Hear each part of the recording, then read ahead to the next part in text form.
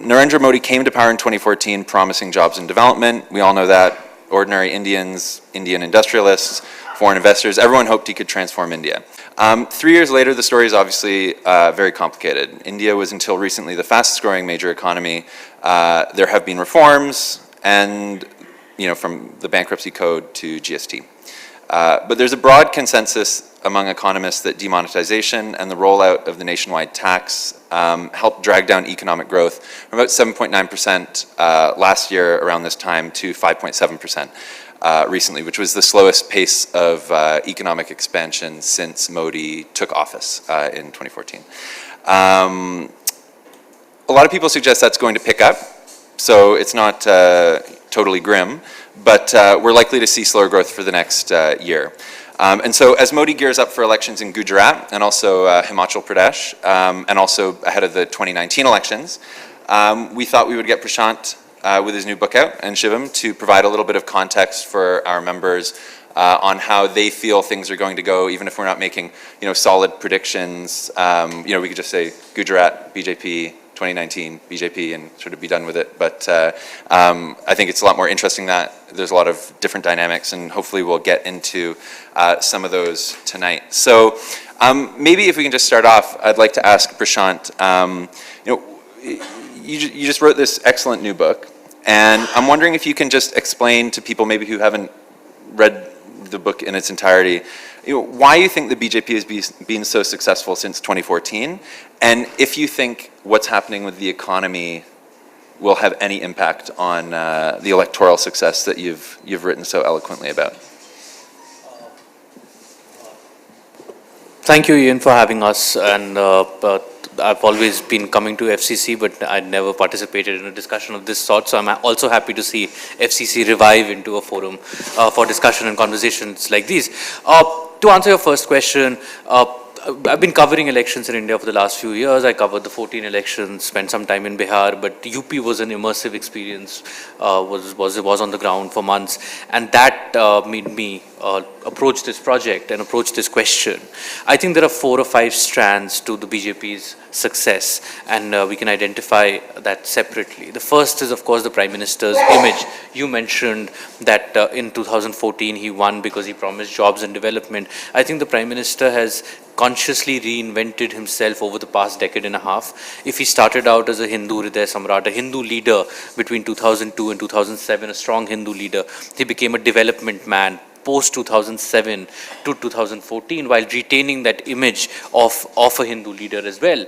And it was on the basis of these twin images that the 2014 verdict happened. What we have seen over the past 2 years is a third underappreciated image reinvention of the Prime Minister, where he has also become a messiah of the poor, a Garibo ka Neta, that's the word in Hindi. And if you look at his speeches, there is a lot of emphasis now on rural India, on poor Indians, and on agriculture, for instance, right, on poor farmers. Now, that is a conscious image reinvention that happened because in 2015 they lost Delhi, they lost Bihar, and there was a perception that the government and the BJP would be again seen as a party of the well-to-do, as a party of urban India, as a party of the section of the upper middle class and corporates. And that was an image trap they wanted to get out of. Through the narrative on demonetization and through sharper welfare delivery, I think the Prime Minister was able to carve out a multi-class appeal and a multi-class alliance on the basis of this third image reinvention. Right. The second strand to their success is Amit Shah's organizational work. BJP today is the most formidable election apparatus, has the most formidable election apparatus that any national party has had in India at any point. Because Congress is a mass-based party. Congress has never relied so much on organizational power. You have had regional variants, say the left in West Bengal, certain Dravidian parties in Tamil Nadu, who have had strong organizations.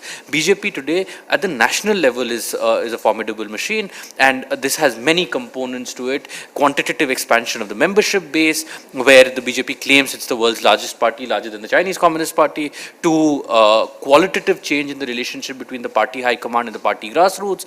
A lot of focus on booth level management and activating booth committees, frequent mass contact, propaganda, blitzkrieg, resource mobilization on an unprecedented scale, which is then used to strengthen the party again. So that, I think, that's the second component, Amit Shah's organizational skills.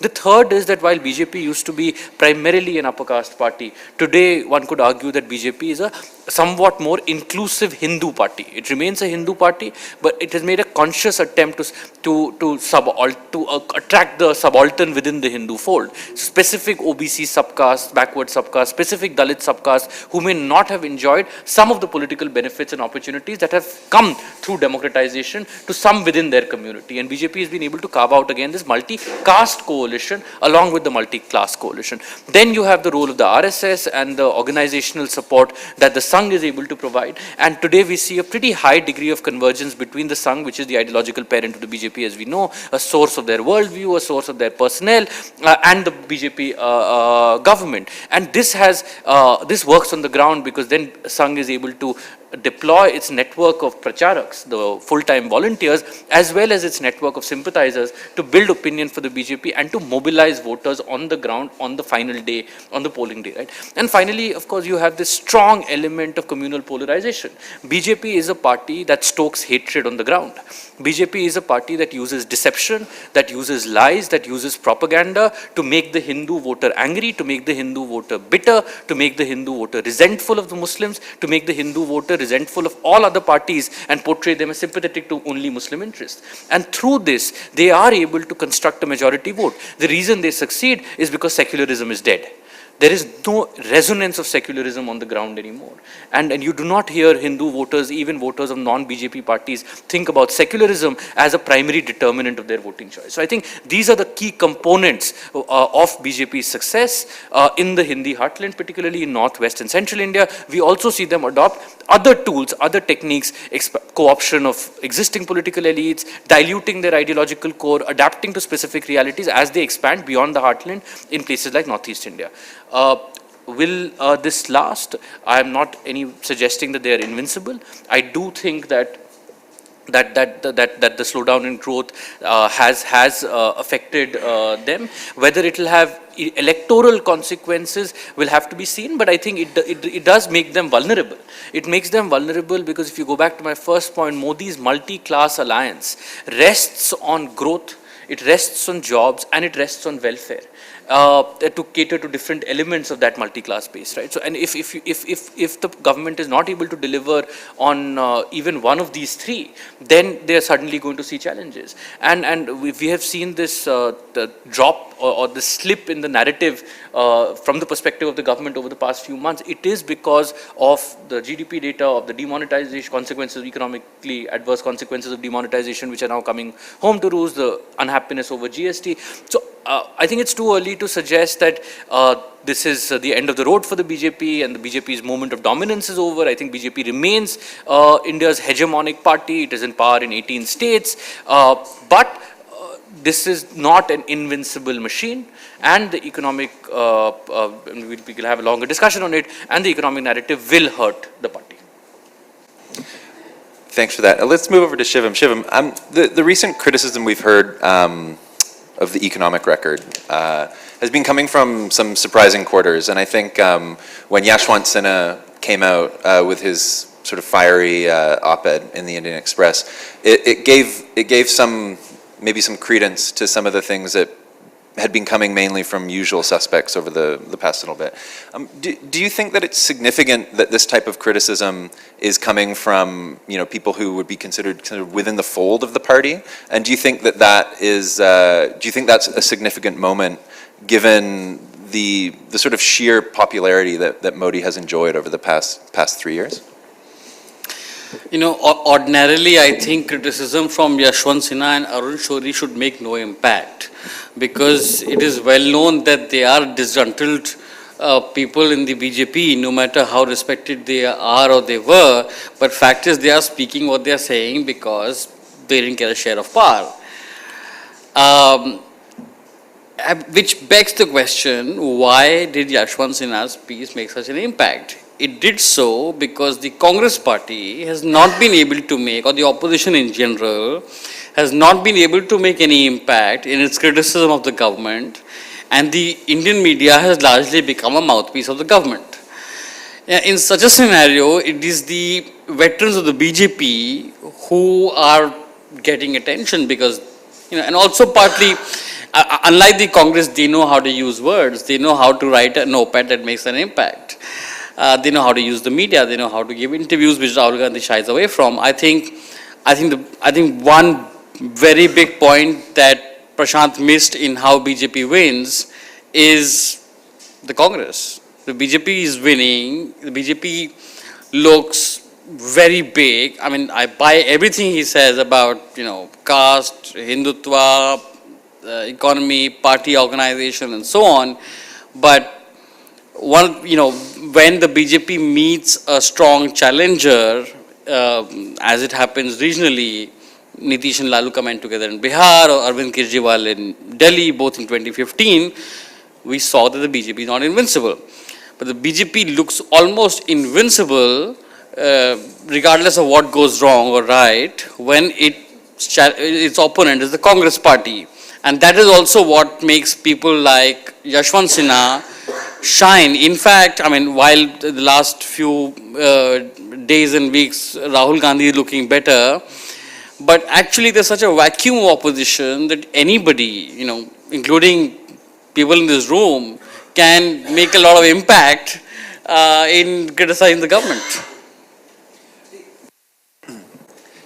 Can we seize back on that point? I mean, do you think that what's happening in the economy right now is providing some wind into the sails of Congress or political opposition that just hasn't existed in the past 3 years? Sure, but as far as the Congress and the opposition are concerned, the economy and the economic growth rate is only one factor, and I wonder how much of this obsession with the growth figures is actually an obsession of the urban elites only.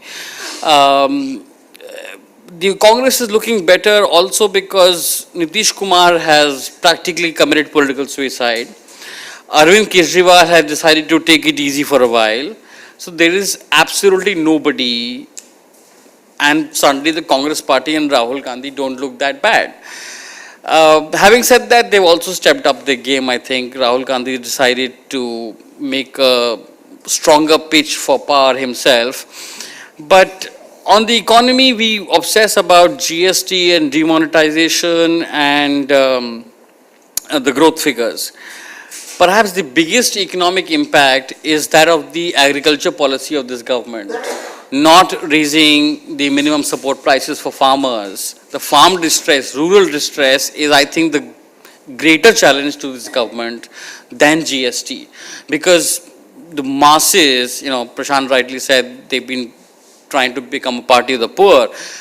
The poor voter of the BJP, the new voter, the new constituency that Modi is trying to target, the BJP has consciously decided we don't need the traders anymore. The rhetoric, more than the actual policies of demonetization GST, I found traders upset about the rhetoric of anti-rich, as if everybody who's a businessman, everybody who's money is a thief. That's the kind of language I've heard on the ground. But the BJP has decided to forsake them anyway, like if they're 5% in number at most, half of them will still vote for us because they are communal or they can't vote for Congress, they don't have options. Half of them will not vote, they'll sit at home, they'll vote for Congress, fine. But the poor voter, if the poor voter is also unhappy with your economic policy, when, if you actually look at farmer suicide, rural distress, it feels like 2005-06 when there was a lot of it and the news coming out and things like NREGA and farm loan waivers then came in to alleviate it. But this government is very clear that it resists as much as possible any doles, while state governments do give some of those, but the central government doesn't want to give a farm loan waiver, for instance. Prashant, do you think you could maybe talk a little bit about farm loan waivers and the pressure that, when they came into power in UP, that was one of the promises, and UP announced one. That put pressure on other BJP states, and some have come through, but others haven't. Is this an issue, especially given what's happening with farmers in the country, is this an issue that could be, is this one of those economic issues that might actually have some sort of impact in the countryside, or do these things not particularly tend to sway votes? I think they are important. If you look at why the farm loan waiver was promised in the first place in UP, the sense that we got while reporting was that Rahul Gandhi did a Yatra, did a march with this demand, but then, like many things that Rahul Gandhi does, he did not sustain it, and he disappeared after that. But that demand stuck, and there were independent agencies that the BJP commissioned and asked to get feedback from the ground on the issues that resonate with the electorate. And one of the big issues was farm loan waiver. And the state unit recognized, and these polls suggested, that it would make a difference of almost 3 percentage point in the vote share.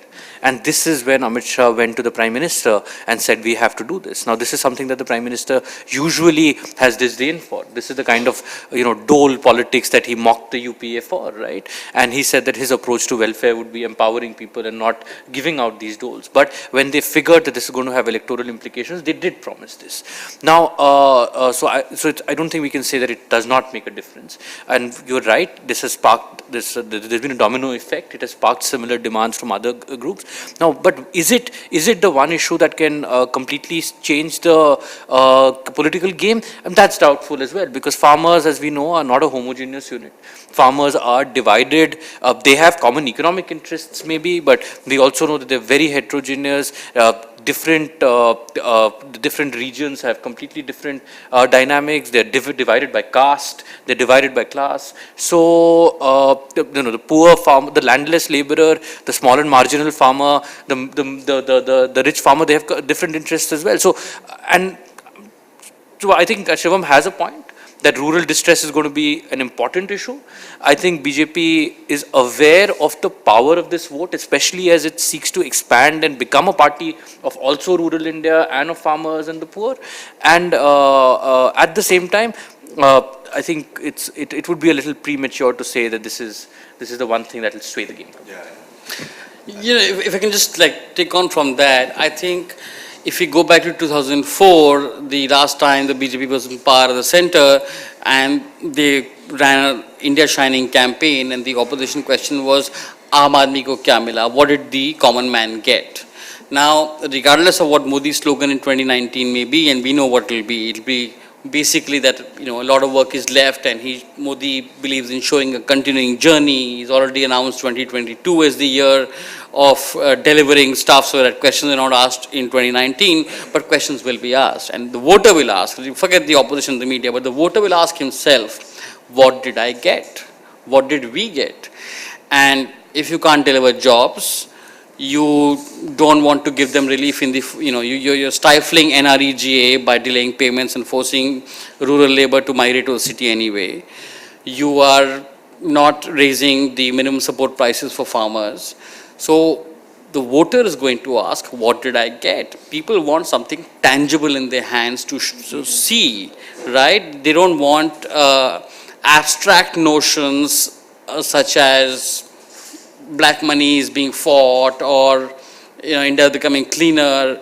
These abstract notions can last only so long. At some point, maybe not in the Gujarat election, maybe not in 2019, but at some point the voter is going to ask, what did I get? And I think the government and the Prime Minister is very conscious of that, and they keep trying stuff. If you look at why they are so big in publicizing the LPG scheme, is to show that people are getting something tangible in their hands, like or a gas cylinder. But that's not enough. I think they need to deliver something tangible. If people want money in their pockets, you give them a bank account. And the number of people on the ground who expect even today money to just drop into those Jan Dhan accounts is astounding. MSP of wheat and pulses have been raised. Recently, but I believe marginally. Right. It has been raised. Yeah. Not substantially? I think to just take on from there about what the BJP will go in to 2019 with, I think there are 4 themes that we can identify. One is going to be nationalism and a party of strong India, right? And they will use, say, the surgical strike or standing up to China and instances of that in the campaign. Right. The second is going to be a degree of Hindu consolidation, and you see the instances around cow protection, which have descended into outright crime, but also Ayodhya. The temple is up for, the issue around the temple is up for hearing in the Supreme Court, and let's see how that goes over the next year. This is again something that they will try to at least consolidate Hindus around in the heartland in North India, particularly over the next year, year and a half. The third is going to be clean government. We still have to see how much the controversy and allegations around Jha sticks to the BJP, but we know that one of the things, I was traveling in Bihar a month ago, and when I was asking voters precisely this, what do you think about Modi, they said, no, he's a good man. And what has he done?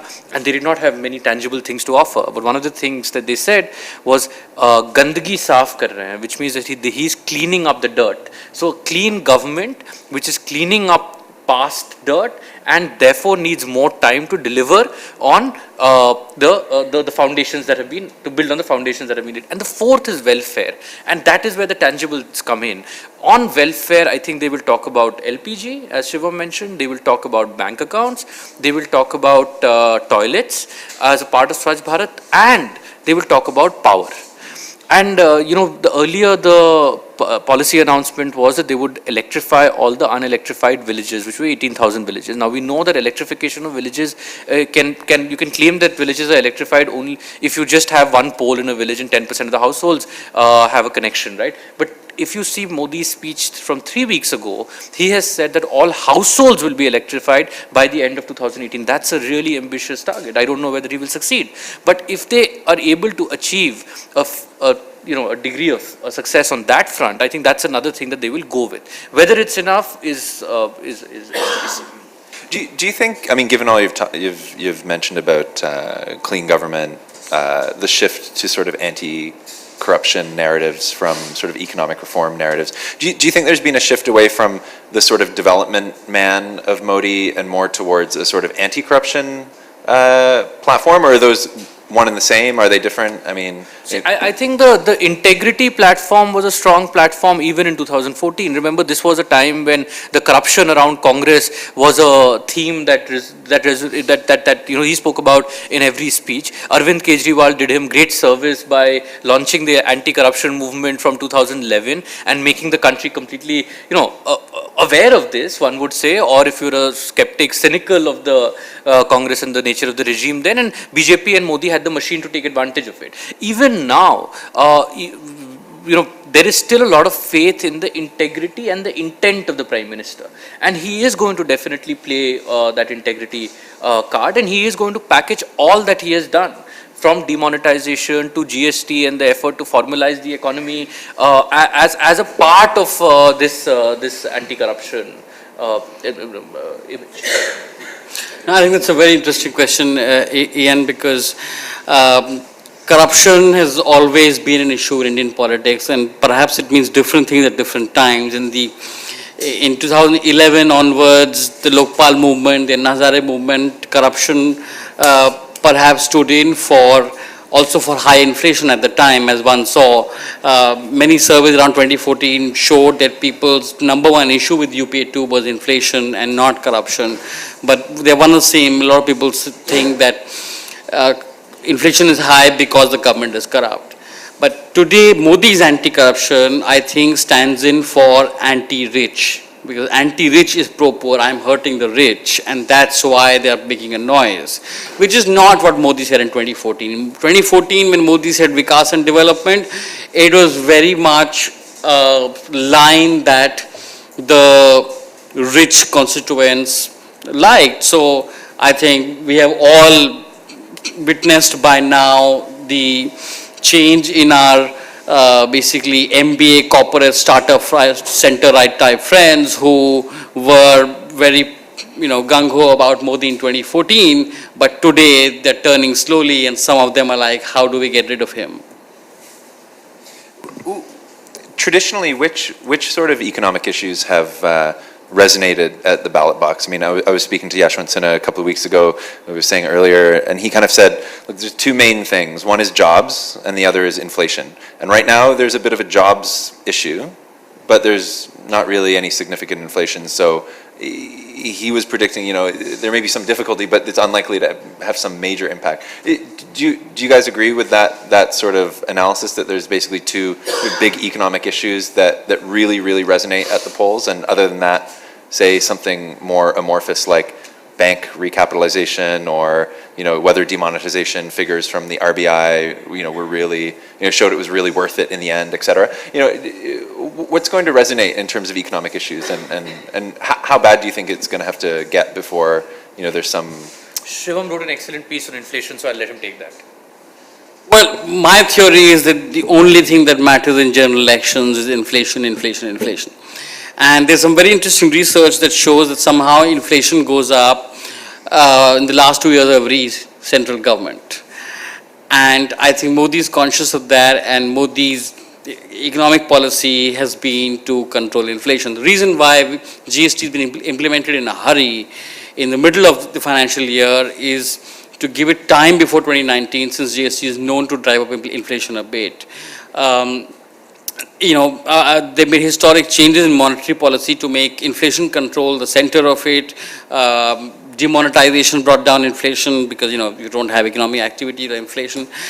I think jobs, how much do jobs really affect voter behavior? I don't know, because when people think jobs, they think government jobs, they don't think private jobs. The lack of creation of private jobs as a failure of the government, unlike say the US, is not really a linkage made directly here, and I might be completely wrong about this, but I think the lack of jobs is reflected, for instance, in widespread, often violent movements for changes in reservation policy across India, from Haryana to Karnataka. So jobs is an issue right now in Gujarat, not just because of GST, but the whole Patel issue is basically a jobs issue. It's articulating itself as a reservations issue. But people's inability to demand jobs directly means that they talk reservations, and that's where things get more interesting, because the Modi government is planning to bring in Mandal 2.0, which is that they want to divide the central OBC list into two parts, the lower OBCs and the dominant OBCs, and we've seen in many states how the BJP polarizes not just against Muslims, as Prashant said, but also against the dominant community, dominant upper caste or OBC community. In Haryana, they won an election impossibly by just polarizing everybody against Jats, in a state where it is conventionally thought Jats rule, and you have to win with the Jats, and there'll be Jat CM, and there's a non-Jat CM. Similarly in Gujarat, I think if they succeed, which most probably they will have succeeded despite alienating Patels, right? So the whole caste thing is the answer to jobs thing in a roundabout way, which is why I don't really think, unless the jobs crisis gets really much worse, that it's going to have a great impact, and Modi is going to be able to control inflation very well. Just a brief supplement to that. I think job creation is something that many Indian citizens have just learned to have limited expectations about, right? But the problem that this government is facing today is that there are actually job losses happening. It's not just a failure of not being able to create jobs. It's the fact that a certain set of policies have led to losses across industries. And this is affecting not just the upper middle class and middle class professionals entering the job market, but just labor.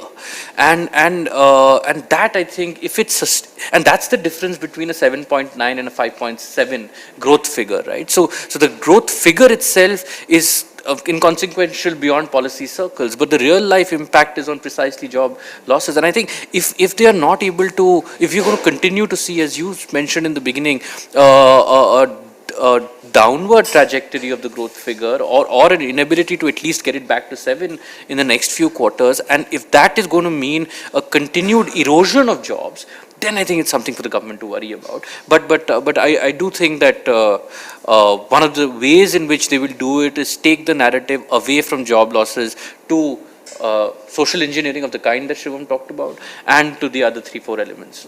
I think, just jobs could become, a really big issue it could be the main issue in 2019, if only there is an opposition to do something like that. If the opposition continues to be unable to set the agenda, I was only for 3 days in Ahmedabad recently, but what I picked up was that there is a lot of unhappiness amongst people, but unhappiness to the extent that a lot of people say there's anger, in light of what's happened with the GST in Gujarat. But the Congress party is completely unable to set the agenda. It's the people who are setting the agenda. It's people's movement. Hardik Patel, Jignesh Mivani, nothing from within the Congress party or any opposition for that matter, which is setting the agenda, leading the people. We've seen farmers' agitations and movements, again, not led or even exploited by any opposition party. So in absence of the opposition being able to do its job, the issues of jobs or anything may not become very big issues. How do both of you think the signature policies of the government over the past couple of years, GST, demonetization, how has that gone down with the sort of traditional trader class that formed the sort of bulk of the BJP voting? There's obviously been protests from textile workers, in particular in Gujarat. How do you think it's gone down, and did it shake them? Did it shake their faith in the government? Did it, when demonetization was announced, I was sitting with a friend in Lucknow, who's an entrepreneur, now leads a business chamber there, and he's a young businessman. We went to college together, and he said, this is good. It'll force me to clean my practices. But I think he was an exception. I think the larger community was angry, and he kept telling me about this uncle of his who had 25 crores in cash stashed around, right? And over the next 50 days, he was managing this money. And every day, from morning to night, he was abusing Modi, and he was using casteist slurs against Modi and saying, look at this man, and he has destroyed us. And then when I asked him after the election, who did your uncle vote for? He said, BJP. And I said, why? He said, who else would you vote for? He said, this is my party. So, there is anger. I don't think this base is happy at all. And I think this is and BJP has taken this base for granted and even calculated that, look, this base is demographically not important. So even if a section of this base moves away, we are going to offset that with the expansion that we are doing among the poor and so on. But I think there is also the sense that where will they go? They will be with us even if we... the absence of... I think it's kind of intuitive to speak of GST and demonetization on the same breath, but actually they are very different. Demonetization was bad economics, good politics. GST is good economics, bad politics. Demonetization, I think, at the end of the day was rather popular with, I wouldn't say popular, but the business community at the end of the day didn't mind it. Ultimately, their uncle voted for BJP because, I have similar stories of, friends who have relatives with lots of cash lying around. Somehow, just in my family, there was no cash lying around, sadly. But so I was sitting with this friend whose entire family is business family, and except for my friend, everybody else was a big Modi fan. And the family WhatsApp group on 8th November at 8 p.m. was like, what has Modi done? What has Modi done? And, abusing Modi started. But within a day or two, they were like, good for the country. And the change happened because in a day or two, they figured out how to manage their cash, right? So once you figure out how to manage the cash, once you figure out how to use this opportunity to convert your black into white, demonetization was good for the country. GST, however, is not good for the country. One trader I met recently in Gujarat told me, the problem with GST is not just that I'm unable to hide some of my business from my CA. It's not just that I have to now reveal everything to the CA and I can't do business in black.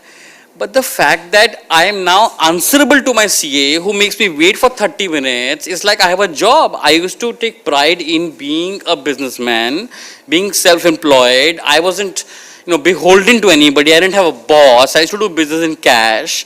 Now this whole system that is being forced upon me of banks and Aadhaar and GST and CA, I feel the sense of pride is hurt, along with job losses, along with, this, plus the double whammy of demonetization. People thought, okay, 1 quarter, 2 quarter, we'll recover from it. But then comes GST. So I think there is a problem, and these days also what has changed from the past is the speed with which information reaches the last voter, even the unlettered voters in the villages, thanks to a media explosion, means that the narrative of growth and economy not doing well and GST will perhaps reach people in a way that it didn't earlier, and I think the impact, as you said, we may not fully be able to predict. Maybe we can go back to Gujarat for a few minutes, and both of you have traveled there, both of you have spoken to people and done reporting there. The Hardik Patel movement itself was quite fascinating, and for several reasons, in that it kind of spoke to the jobs issue, but also it also speaks to the lack of opposition. When we were there and we met him, I was amazed to discover how young he was, and he can't actually even stand for office. And when we went, I was originally thinking this guy was probably gonna form a party or do something, right? But he can't. But maybe can you guys just maybe talk a little bit about Gujarat and what kind of dynamics you see at play there since Modi's left, and whether it's as much of a bastion of sort of BJP might as it was when he was there. So the last election Congress won on its own in Gujarat was 1985. The last election BJP lost in Gujarat was 1990. So this speaks of the kind of overwhelming dominance that BJP has enjoyed in Gujarat. From 98, they have been in power in an uninterrupted manner, right? What has changed this time? I think there are 3 or 4 issues. The first is that Modi is no longer chief minister, and this is the first election in over 15 years without Modi as chief minister. It has also therefore resulted in a turnover of chief ministers. You first had Anandiben Patel, who was not seen as very effective, failed to control the Patel agitation. More importantly, Una happened, and then she was removed, and she did not get along with the party president. Then you had Vijay Rupani, who is not known for charisma, and who is not really a patch on Modi, right? So one, you have that. The second is BJP's broad social coalition has fractured. Patels were an important part of that coalition, and Hardik's agitation reflects that fracture. And Fisher and BJP knows that they're not going to get that kind of support from the Patidar community as they did. The third is the anger that you see in a section of urban Gujarat among traders, among the original constituents against the economic policies of the BJP. And the fourth is you see a more energized opposition, and Rahul, I don't know whether he has gained traction beyond the Congress voters, but he has been, sustaining his campaign there and stitching up a coalition of disaffected leaders. Yet, having said all this, I think BJP still, has an advantage only because of the sheer weight of history, and also Modi. The Prime Minister's image, I think, remains formidable, and there is no match to him either at the national level or in the state itself, where Congress, remember, has no local face. And Modi is going to make this election his election. It's going to become an election about Gujarati pride. You have a Gujarati Prime Minister, and you're not going to vote for me, is going to be the rhetoric. I won't be surprised if Modi breaks down a couple of times in the next few weeks to remind the Gujarati voters of what they mean to him and what he means to them. The second is organization. What 22 or what 20 years in power has done is help BJP expand power substantially, right? So you use power to expand power, and BJP today has control over dairy cooperatives, it has control over the rural banking network, it has control over self-help groups, and its organization, both in terms of width and depth, there's no match to it. There are 44,000 plus booths in Gujarat, and they have a strong booth management committee everywhere. They claim to have 700,000 workers who are in charge of each page of the electoral roll, who have been mandated with the task of getting voters out on polling day. Now, these figures may be exaggerated, but what we are looking at is a vibrant organization. To offset the Patel loss, they also are thinking about another kind of caste coalition, which will rely on upper castes, which will rely on a large section of OBCs. There are 37 to 40% OBCs in Gujarat, and among OBCs, the primary community are not the Thakurs, who we saw leader of the Thakur community move to the Congress, but Kohlis. It is again perhaps not a coincidence that the president of the country is a Kohli. And I'm talking about Kovind here. And remember one of his first trips, I think it was his first trip outside as a Rashtrapati, was to Gujarat. The BJP also enjoys a substantial section of support from tribals who constitute 15% of the population. Usually you have Dalits who constitute more than tribals in many parts of North India, but there you have 15% tribals and 7% Dalits. So and Congress is, as Shivam says, you don't only win. One side does not necessarily win an election, the other side has to lose the election. And Congress has a consistent track record since 1985 of losing elections in Gujarat. So it is an interesting battle to watch also because it's a bipolar polity. And, and the difference we saw in 2012 was a 9% vote share difference. So, and so Congress has got over 10 million votes in Gujarat. So when you see rallies which are crowded, it's not surprising. This is a party which has a base there. So it'll be an interesting contest to watch. But I mean, I think the BJP in Gujarat, but also nationally, it's begun to feel that way. Feels like the left rule in Bengal for 35 years, where winning elections is almost like an automatic process. It depends on managing people, on manipulation, on keeping the opposition weak, on everything, but it's detached. The process of winning elections is detached from governance, from economy, from actually being popular with the people. It is possible that, somewhat like UP, it might appear this election season in Gujarat, the BJP is very unpopular. There might be people who might start saying that the Congress is actually winning, right? And yet the BJP might win like 125 seats. Because that kind of thing is happening because the election winning idea is not really based on the government's popularity. The standard idea of anti-incumbency doesn't apply to the BJP in Gujarat and in increasingly many places because election winning is about this innovative social engineering, great party organization, so on and so forth. So, I was in Ahmedabad recently and the word I heard for the BJP a lot was anger. There's anger amongst people. And yet the most anti-BJP people, super angry, Patels, abusing. At the end of the day, BJP will win. Because why? Because it just wins. Can I just add two things to that? One is, taking off from that last point, projecting the inevitability of victory is half the battle won in Indian elections. That's how waves are created. Because the Indian voter does not want to be seen as voting for the losing side.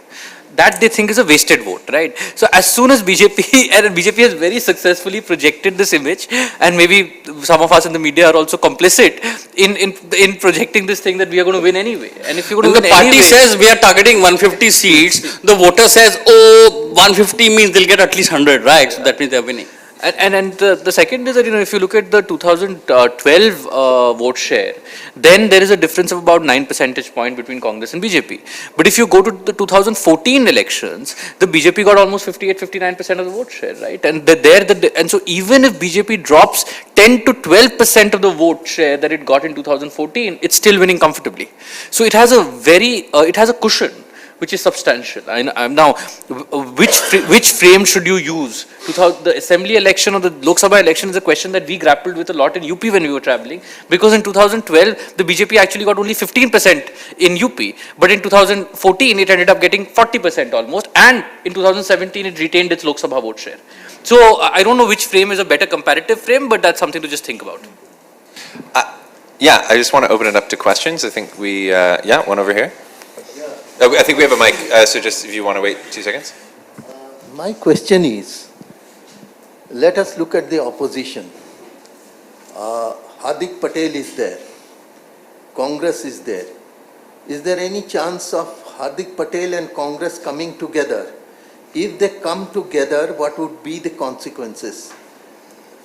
Will BJP have a chance of saying that the Hardik Patel's agitation was engineered by the Congress? Will it turn negative or will it turn positive? No, I think Hardik Patel is already with the Congress for all practical intents and purposes. Hardik Patel's influence is going to decide a few Patel tickets in the Congress party. I think that's their understanding between them. Alpesh Thakur is even more with them. It will boil down to ticket distribution. It will boil down to ticket distribution. It will boil down to, does the Congress give a lot of tickets to Hardik Patel's chosen people, and does that backfire? Would they be, young inexperienced politicians and so on and so forth? The Congress game, in the absence of a chief ministerial candidate which would have benefited them, is now all about ticket distribution, which they historically mess up. Like ordinary people in Gujarat would tell you the Congress would do much better were it not for bad ticket distribution. Yeah, I agree with Shivam. I think Hardik is already with Congress. When I met him last in April or May, he said that, look, the Congress symbol is suicide. So I'm not going to formally join the Congress, but I'm going to transfer all my votes to the Congress. And I think this trying to be secretive is just immature politics. But the reason for this dilemma is what you pointed out, that there is, the Patels have traditionally not liked the Congress. And it is the reason why the Prime Minister threw this thing about how Congress has been unjust to Gujaratis and mentioned Sardar Patel, was also to strike a note with the Patidars, right? And so he does not want to be seen as too closely identified, but I think he will have to reveal his cards sooner or later, sooner than later. And the second reason is also because Alpesh Thakur is now formally with Congress, and there is a contradiction there, right? Because Thakur's movement, OBC movement, it was against the Patidar movement because they did not want reservations for Patidars, right? So it will be difficult for him to be seen as sharing the stage with an Alpesh and with the contradictory demands that they represent. So I think there are a few reasons why he has not come out publicly, but I agree that I think he's going to be with Congress. Now, if you go by the India Today poll yesterday, and I know Shivam is very skeptical of these polls, but just as something that I'm throwing out, is that they suggest that Hardik commands about 2 percentage point, and if Hardik formally goes with the Congress, it will result in a spike in Congress vote share from 38 to 40. Patels dominate about 21 seats out of 182, and so it may have an impact in a section of those 21 seats depending on the ticket distribution that happens. I mean, I just threw that out because we don't have other empirical data yet, and once we start traveling, maybe we'll have more reports too. Patels are very interesting. They are very communal, like a lot of people in Gujarat. So this one particular engineer I met said voting for the Congress, which is the father of Muslims, is like destroying one eye of yourself. However, this time I will destroy one of my eyes because I want to destroy the BJP's 2 eyes. Okay? And this language, and this is like Patel after Patel speaks like that. It's not about Hardik, it's not about reservations. It's just, for Patel farmers, it's about farming issues. Potatoes are rotting and unable to sell them. For more educated Patels, it's about reservations. For somebody else, it's just about Anandi Ben was insulted and Nitin Patel was not made CM. And then this guy said, Anandi Ben was insulted, Nitin was not made CM, and then a Bania was made CM. So, that's when I realized that Banias are not very well liked community within Gujarat, and both Amit Shah and his man Rupani are Banias. At the same time, I did meet Patels who said, no, I'm with BJP, I was always BJP. So the Patel split, the Patel benefit to Congress may be marginal, but the greater benefit of the Patel agitation and movement might simply be to help create a sense that the BJP is in trouble and therefore drive some more voters, even non-Patel voters, to Congress. Yeah. Michael, over there. Thanks, Sam. I'm interested in understanding the way that this Hindu consolidation factor works. Is it sort of a bottomless pit that the government can continue to ramp up and win more votes by doing so? Or does history suggest that there's a limit, there's a point at which once they cross, they begin to turn voters off? How should we imagine that? How does that work?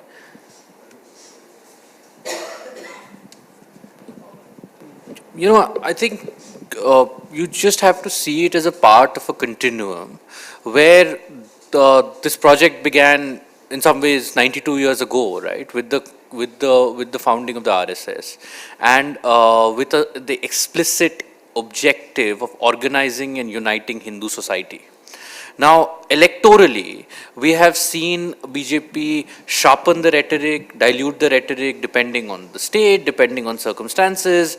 But I think there has always been a constant search for new issues, new narratives, which feeds into both the sense that this is a Hindu country and a sense of victimhood, and that Hindus have not got their fair share, and others have only pandered to minorities. Now, you can do that through Babri Masjid, you can do that through Love Jihad, you can do that through claiming that electricity was distributed during Eid and not during Diwali. You can do that by alleging that laptops were distributed on the basis of religion. You can do that by suggesting that Muslim gangsters threw out Hindu villagers and led to forced migration of Hindus from parts of West UP. So the issues may keep changing, and I think, or you can do that through by suggesting or projecting the image of the Muslim as the butcher, slaughtering cows at every street corner. I mean, I think the issues may keep changing, but the larger narrative, the larger objective is constructing that vote. Or unifying that society, Hindu society across caste lines, and and we've seen that constant reinvention of issues for that objective. Now, I don't know whether we can quantify and have a tangible, answer to whether there is a certain point at which the law of diminishing returns sets in. But just talking of quantifying, sure. No, just the final point was, I think where it was a limited project was when BJP attempted to do Hindu consolidation based primarily on the upper castes. I think the change is that BJP today is being able to attract a large section of the lower castes by catering to their specific interests while bringing them within the larger Hindu fold. So this is why today's project is far more successful, and it's also expanded on this scale. But sorry, go ahead. I think before 2014, we saw that the BJP's core vote is around 18-20% nationally. So presuming that is a Hindutva vote, the addition that we saw in 2014, one could say, was the vote for Vikas, the vote against Congress, and so on. Now, how much is the core Hindutva vote base expanding is something, we cannot tell today. We'll need the benefit of hindsight to say that 20-30 years from now, perhaps. However, I do think that the 2009 election was very interesting on this, where just 6 months before the election, 26/11 happened. Advani fought the election on the issue of national security. The face of that election was Afzal Guru, the Muslim that the Congress was not hanging because it was a pro-Muslim, Muslim appeasing party, and yet the BJP lost very badly. I think Hindutva matters to a lot of Hindu voters. I think Hindutva has its appeal and its charisma, and perhaps it's expanding. I think similarly nationalism is important, it matters to voters. But none of these things can trump the issue of how much money is there in my pocket. If, for instance, we were to suddenly have 10% inflation in 2019, then I don't think Hindutva or nationalism will be able to save the BJP. We have a question here. Yeah, I kind of want to come back to what you talked about, which is, the latest BJP or Modi slogan to go for the poor vote bank. And I think this is the final journey towards 2019. And would you agree with me on that? Because Congress has had this slogan forever, Garibi Hatao. And this is Modi's counter to that, because he's never really appealed in the past to that vote bank. And will this enable him, in the context of what both of you have said, about appeasing this poor people or the vote bank, and thereby all the Vikas and whatever is going on, and I think I would also segue a little bit in my question to what both of you have talked about.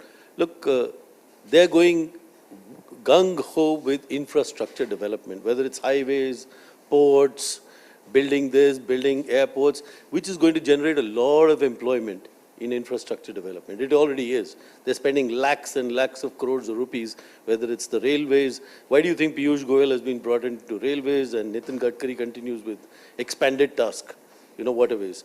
So do you think these two factors will help him in the 2019 elections? That's one. And two, I don't quite see the Ayodhya issue dying off. Do you think that by next year, this time, it will become a major issue? On the second question, yes, I do think it will become a major issue because you'll be having hearings in the Supreme Court and you will probably be heading towards a judgment. So it will be an issue. On your first question, yes, again, on the fact that Modi is expanding his base, and that is the big unprecedented shift that is happening in BJP. The reason why BJP was stuck to that 18-19 core vote was because it was never able to appeal to this larger class of poor voters which constitutes the bigger demographic in India. The BJP, even at its peak before 2014, never had a vote share more than that of the Congress. Congress at its lowest had a greater vote share than the BJP, right? And that is what changed in 2014, and that was with the entry of the poor voters, and which now they are consciously trying to sustain and expand. Now, so that's definitely going to be one of the key things that he will go in to 19 with. On your infrastructure thing, again, I'm not an economist, but the sense clearly is that while there is public investment and the recapitalization and all the plans that were announced yesterday will maybe increase the investment cycle and revive sentiment. I mean, the question is of gestation period. I mean, how long will it take? Will we see returns, or will we see this job creation happening on the scale that is required before 19? As a result of what was announced yesterday. So I'm sorry, what was the first question? My first question was, Modi appealing to the poor infrastructure. Right, right. That they've missed out in the past. And it's basically a direct target at Congress. Congress Right, Garibi Hatao, right. Right. Well, Garibi Hatao, Modi's totally copied Garibi Hatao in the way he's, projected demonetization, and the moment demonetization happened, it became part of a larger project for Modi, which was, let's say, Garibi Hatao 2. Demonetization failed, demonetization has been forgotten, but that project has remained of Garibi Hatao, which is, which makes sense because it succeeded that way, but also it's consistent. Modi is consistently giving us some narrative. What happened with Garibi Hatao in Indira Gandhi's time is very interesting. You know what happened? Indira Gandhi said Garibi Hatao, she won the election. Then the people realized they've been fooled. Poverty was not removed. In fact, the joke was that Garibi Hatao turned into Garib Hatao, remove the poor, not poverty, right? With all the slum demolitions and so on.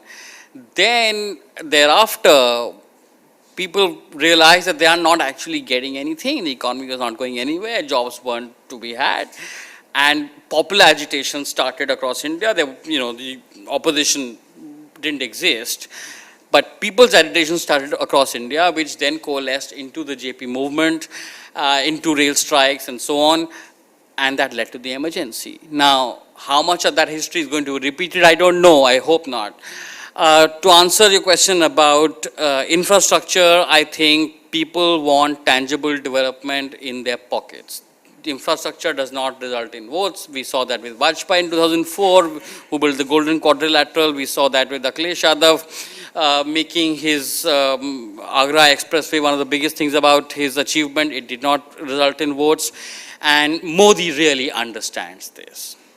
Somebody told me, one second, somebody told me something that Modi did before the 2012 elections in Gujarat. Modi said, the thing about justice. Justice should not only be done, but seem to be done. Development in politics should not only be done, but seen to be done.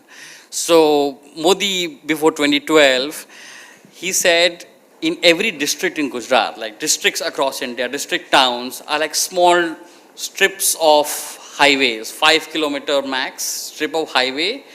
Around that is the bazaar and the DM's office and the offices of other government institutions, and the important people of the town live there.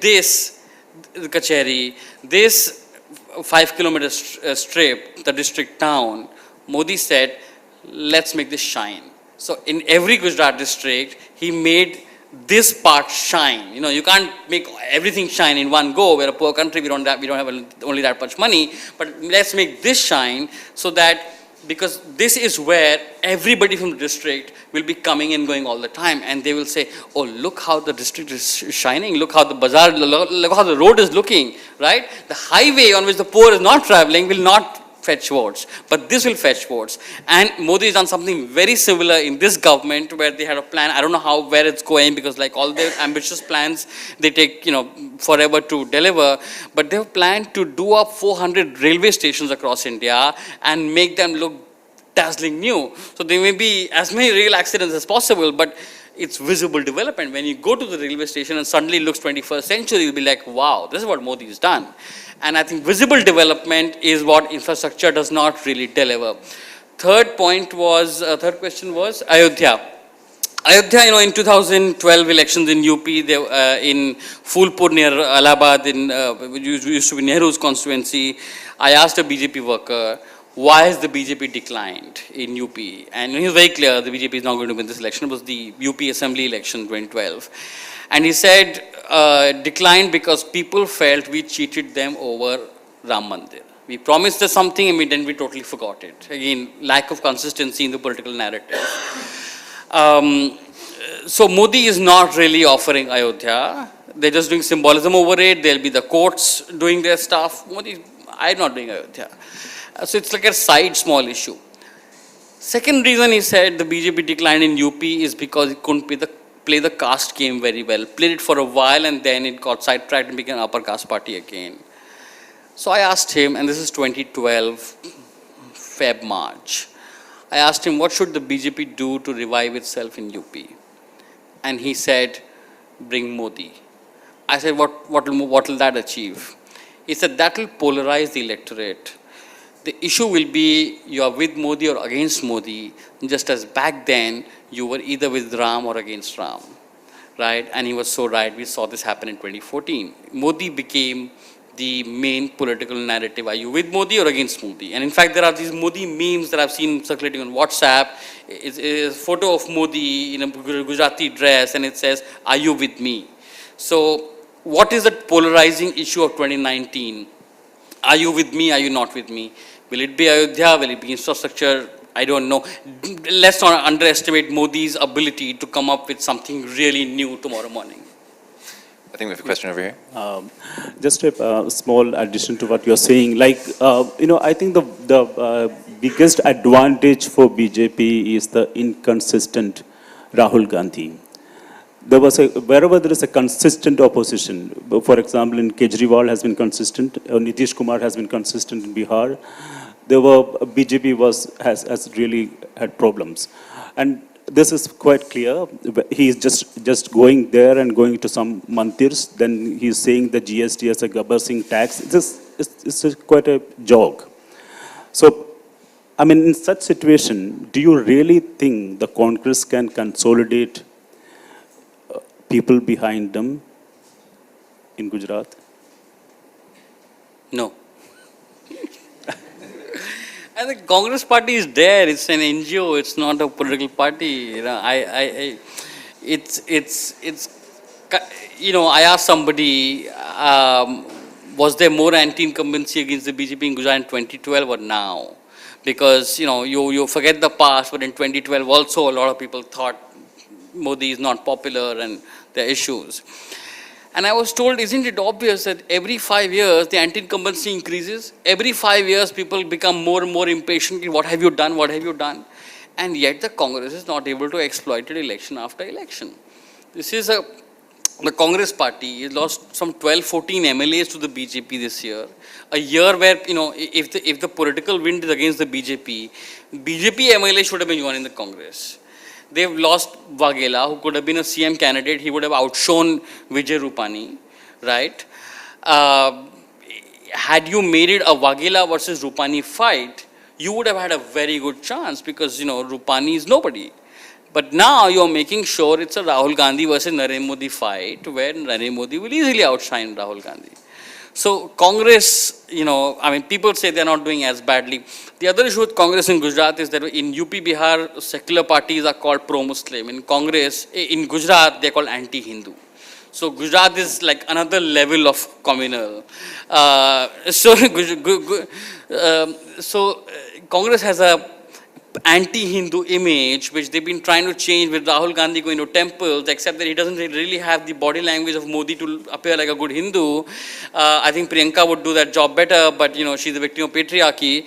And I think Ahmed Patel, if when your biggest political figure from Gujarat is a Muslim, it really doesn't help you shed your anti-Hindu image. Now, that may be sad, but there are people within the Congress in Gujarat who feel that Ahmed Patel should really be kept away.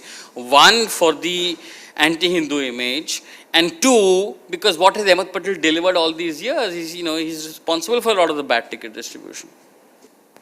We've crept up on about an hour, so I think I'm just going to maybe ask one more quick question, which kind of plays on Manishi's question from earlier, which was what more can we expect? I mean, there was rumors floating around about a week, 2 weeks ago about stimulus. There's going to be some huge announcement. It was crores of rupees were going to flow. And there's going to be all sorts of infrastructure stuff. Slowly over the past couple of weeks, we've seen there's been a bit of bank recapitalization stuff. They're trying to finally do something on MPAs, which may pick up private investment in a couple of years or something. We have infrastructure. Some of this stuff is funded by bonds, so it's not exactly a fresh injection of cash. What more can we expect politically and economically from the BJP in terms of policies, in terms of announcements, in terms of things that they might be considering ahead of 2019 to try and get things back on track? Or keep things going? An early rule in this government was, you never know what to expect, right? So the only two people who know what's going to happen tomorrow morning, as Shivam said, are Narendra Modi and Amit Shah. I think the big move, so it's very difficult to anticipate what they will do next, but I don't think that they now have the room to do another big economic announcement after what they did yesterday. Yesterday was huge, right? I mean, and I don't think there is room for stimulus anymore. I mean, this is the stimulus, and this is what they will hope to, they hope that this will start showing results by the end of next year, so that they have something tangible to go with in 19. I think what they will probably do is now just consolidate.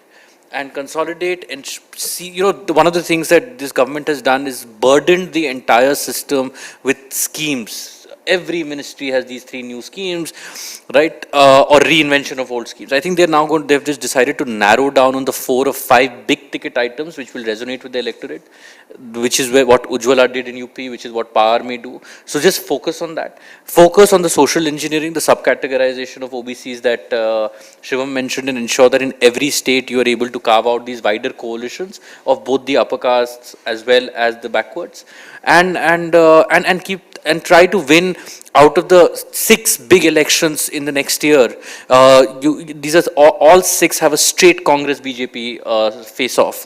Gujarat, Himachal, Karnataka, and then MP Rajasthan, Chhattisgarh. Those 3 elections also are going to be challenging elections for BJP because there is incumbency that they have to fight against. So out of the 6, ensure that you win 4. I think that's going to be the next year in BJP. But one cannot take. So predicting anything about this government is a hazardous job. What they will do, I don't know. Having said that, let me take the risk and say, I think one thing they're going to do is put a lot of opposition leaders in jail on corruption charges, starting with Lalu Yadav. In 2018, we should expect some 7-8 big arrests happening. It could be Robert Vadra and Shashi Tharoor. If not arrest, certainly a lot more cases and litigation and raid raj, which is already going on. The purpose of that is for Modi to, apart from scaring opposition leaders, apart from making them sit down, which some of them have been doing, by the way, some of them have been lying low because let's not take on Modi, he'll send corruption cases my way. And nobody wants to go to jail like Lalu Yadav did because today's politicians, unlike the politicians of the past, are used to 5-star privileges. They really can't survive a night in jail. Apart from that, by doing these corruption cases against these leaders, Modi wants to, the voter to be able to say, fine, maybe Modi couldn't deliver much, but look at the opposition, they are corrupt. At least Modi is not corrupt. He's highlighting that contrast with these raids, tax raids, corruption cases, and the arrests that I think will follow. The second thing that will definitely happen, I think Modi's plan A was always the economy, which is kind of bombed for a variety of reasons, including, but not only, demonetization and the GST shock. Plan B, therefore, it follows, has to be Hindutva. I think it's not coincidental that Yogi Adityanath was appointed after the failure of demonetization. I think 2017 has been given enough indications. Until 2016, the BJP and the Modi government had this plausible deniability about Hindutva. We are not doing Ghar Wapsi, we are not doing the cow protection, etc. But in 2017, there'll be enough indication. It was the government which goaded the Supreme Court, for a daily trial on Babri Masjid. It was them who appointed Yogi Adityanath. I think Modi has increased his Hindutva symbolism this year. So I think that these two things we should expect: a lot of raids, corruption, arrests, and a lot more Hindutva. Okay, well, I think we went from GDP growth rates to cows and throwing corrupt politicians in jail. So I think we'll probably call it an evening now. Thanks everyone for coming out.